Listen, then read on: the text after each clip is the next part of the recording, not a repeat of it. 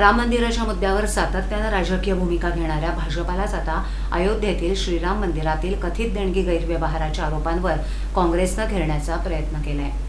राज्यव्यापी रघुपती राघव राजाराम सत्याग्रह आंदोलनाअंतर्गत शुक्रवारी ठाण्यातील ऐतिहासिक कोपिनेश्वर मंदिर परिसरात काँग्रेसनं आंदोलन करत या कथित प्रकरणाची निष्पक्ष चौकशी करण्याची मागणी केली आहे।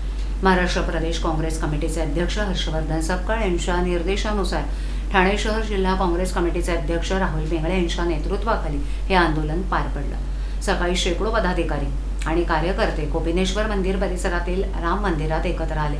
पांढऱ्या टोप्या परिधान करून त्यांनी रघुपती राघव राजाराम खरा तो एकच धर्म आणि पसायदानचं सामूहिक गायन करत शांततापूर्ण सत्याग्रह केला।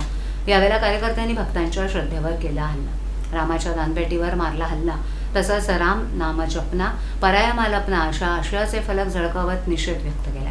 आंदोलनादरम्यान रामाच्या नावावर राजकारण करणारेच आता कथित दान गैरव्यवहारात मौन का बाळगतायत असा सवाल उपस्थित करण्यात आला।